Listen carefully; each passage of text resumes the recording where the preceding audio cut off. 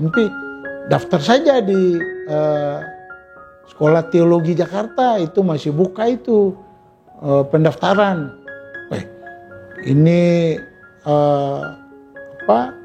ajakan ini menjadi sesuatu yang memotivasi saya untuk apa itu? Ya jadi pendeta lah.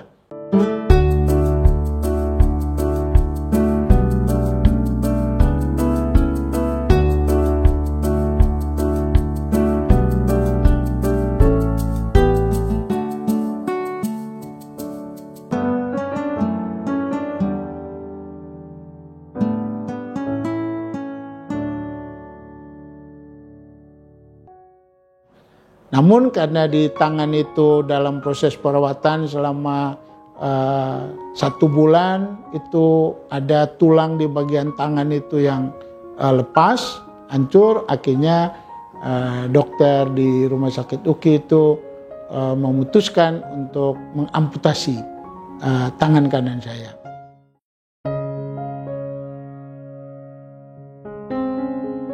Ya, setelah saya pulang dari rumah sakit, ikut kegiatan tetap di gereja, vokal group, menyanyi satu ujian, dan setelah itu makin menguatkan saya untuk tidak malu, ya harus terima kenyataan diri bahwa hidup sudah tidak seperti dulu lagi.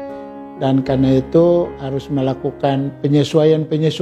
Ya seperti sekarang inilah, di pandemi inilah. Kita harus terima kenyataan dan harus melakukan penyesuaian karena gerak udah terbatas. Ya, dan karena itu saya memutuskan untuk mencoba melanjutkan kursus komputer yang sempat terhenti waktu kecelakaan. Saya pergi lagi ke tempat kursus, mereka izinkan untuk melanjutkan. Saya bisa menulis itu selama di rumah sakit 1 tahun itu. Saya belajar menulis itu dengan mengisi TTS.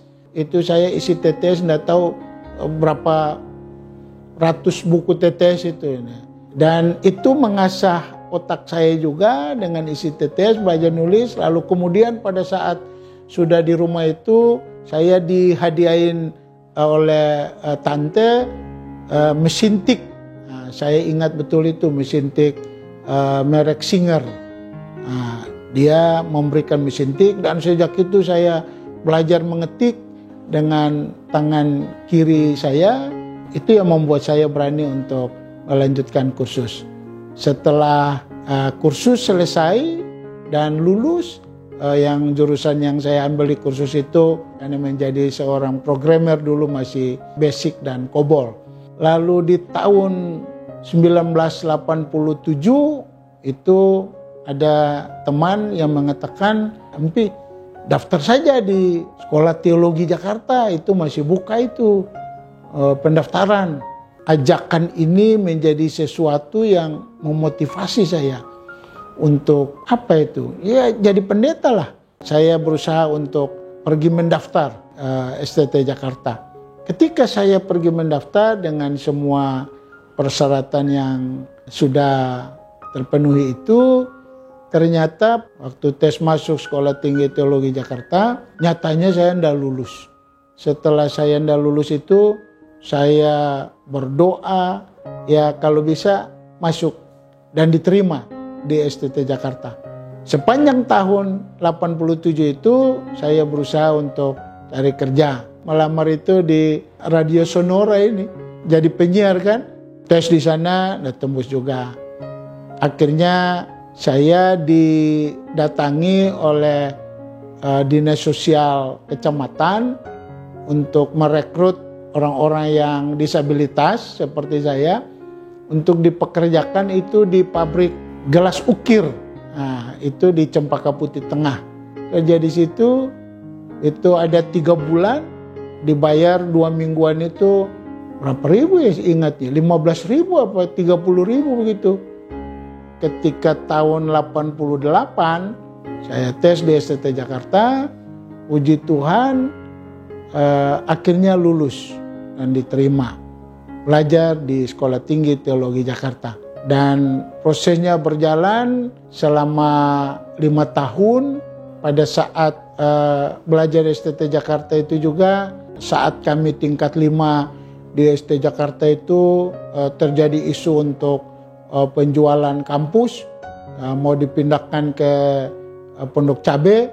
Itu yang membuat kami waktu itu berontak melawan yayasan, dan akhirnya menjadi kegiatan aksi yang besar untuk menolak penjualan kampus STT Jakarta itu.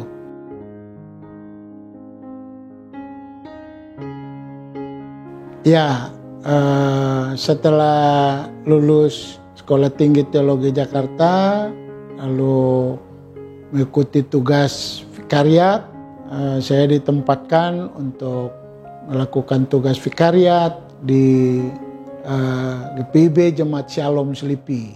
Ya, selama 2 tahun itu terlibat dalam kegiatan-kegiatan pemuda, kegiatan-kegiatan menyanyi tetap, karena memang itu talenta karunia yang Tuhan berikan. Ya, mimpin juga pemuda Shalom untuk vokal group, untuk paduan suara. Ya, disitulah selama 2 tahun itu tiba-tiba ada yang datang untuk mau belajar. Seorang pemudi yang bekerja sebagai suster di Rumah Sakit Pelni, Petamburan. Dia ingin belajar di Jemaat Shalom, dan oleh Pendeta Subroto meminta saya untuk mengajar. Setelah itu dia dibaptis dan diteguhkan sebagai pengikut Tuhan. Dan proses berlanjut terus, aktif gereja, dan akhirnya dia menjadi pacar saya, dan sampai sekarang pun dia menjadi istri saya.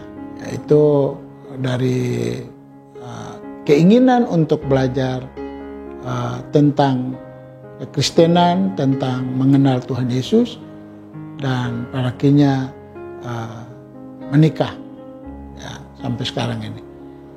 Ini proses, ya, jadi tidak ada lirik-lirik. Ya, Tuhan pertemukan begitu saja, ya, karena kita tahu kalau kita semua dengan Tuhan, Tuhan siapkan semuanya lah bagi kita. Dan kami melangsungkan perkawinan setelah ya, saya diteguhkan pendeta itu pada bulan Oktober, tanggal 8 Oktober 95. Dan setelah diteguhkan menjadi pendeta, kemudian ditempatkan itu di kantor Majelis Sinode di unit kerja penerbitan. Dan 96 ya, bulan Januari tahun 96 itu kami melangsungkan peneguhan dan pemberkatan perkawinan ya di GPIB Jemaat Shalom Selipi ya. Dan dalam perkawinan itu kami dikaruniai seorang anak perempuan yang sekarang sudah menyelesaikan tahapan koasnya ya, setelah lulus dari Universitas Kristen Indonesia, Fakultas Kedokteran.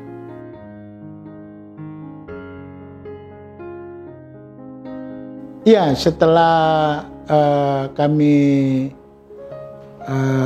menikah, ya 2 tahun usia anak kami, lalu saya dipindahkan oleh pimpinan untuk bertugas di Mojokerto, Jawa Timur.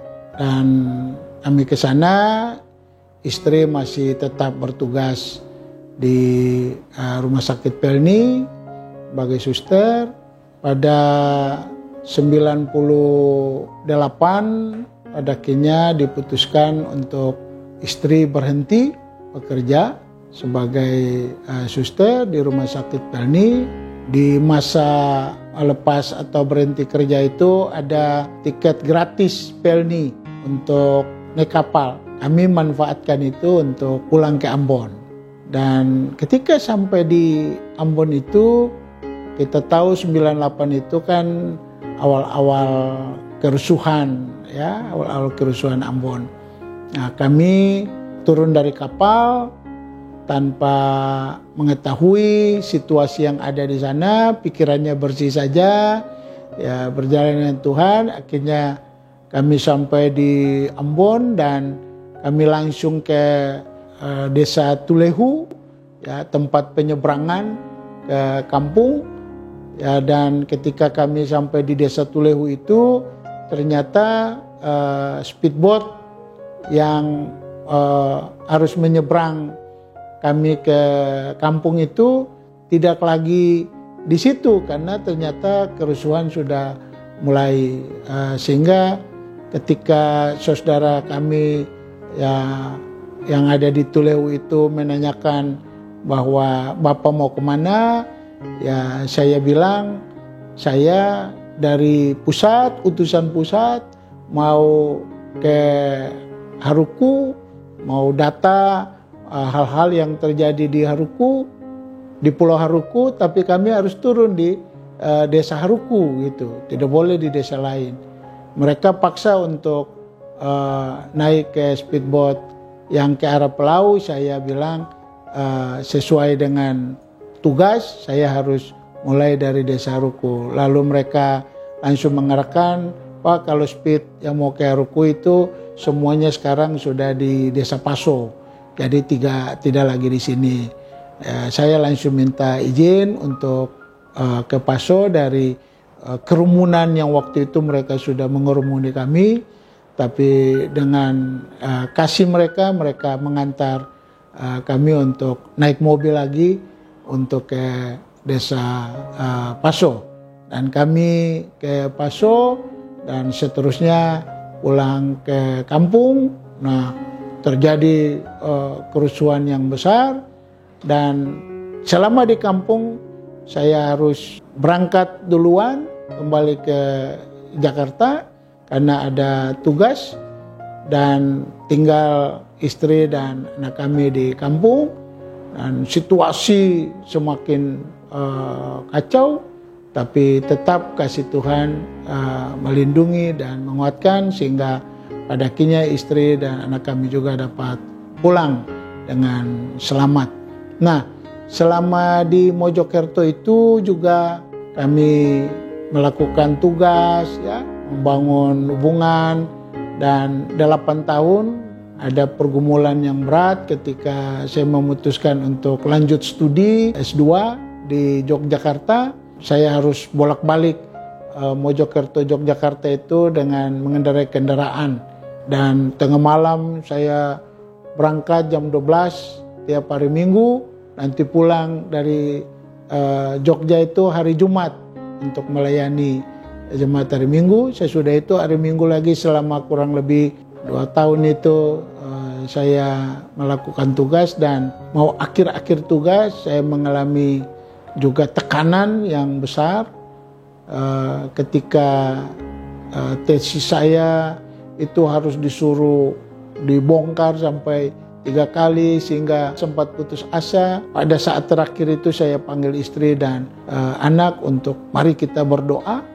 Kalau memang hasil revisi ini disuruh bongkar juga berarti Papa harus mundur karena sudah tidak sanggup lagi untuk memperbaikinya. Dan ketika berdoa saya bawa untuk dosen pembimbing, dan tanpa dibaca pun ketika saya sampai, dosen pembimbing sudah langsung mengatakan, Pak Abram, nanti ujian tanggal sekian. Nah, disitulah kekuatan doa, ya. Saat kita lemah, Tuhan akan berikan kekuatan. Saat kita merasa tidak sanggup lagi, Tuhan akan memberi jalan keluar. Dan itulah cara kita menghadapi setiap persoalan kehidupan dengan mengandalkan Tuhan dan doa. Setelah selesai studi, kami dipindahkan ke Palembang. Dan 2 tahun ke Palembang, lalu dikembalikan lagi ke Jakarta di kantor Majelis Sinode di bagian unit penerbitan. Nah, disitulah mulai proses untuk mencipta lagu yang ada.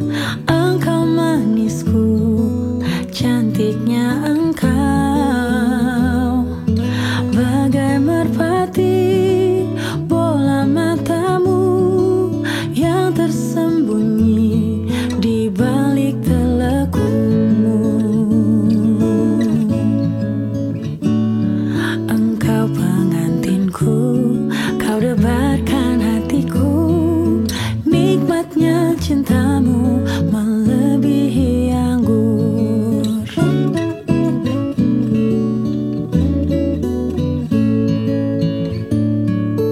Oh, lihatlah betapa tampan kekasihku, pujaan hatiku, bagai menara kekar tubuhmu, tempat ku taruh seluruh impianku. Engkau pengantinku, kau pelindung bagiku, ku serahkan tubuhku dalam dekapanmu.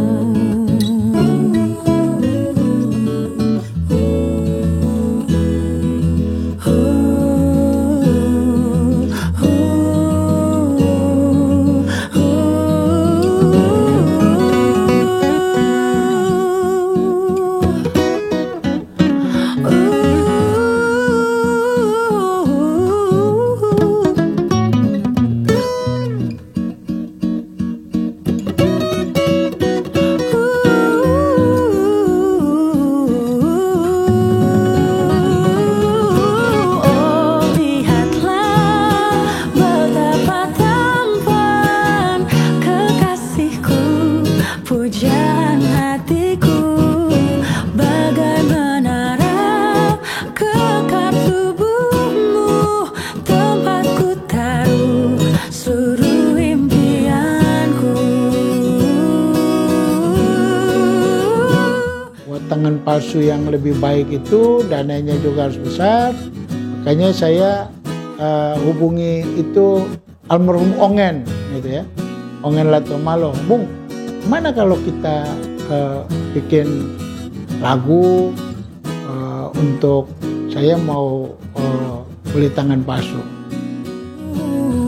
Engkau pengantinku, kau debarkan hatiku.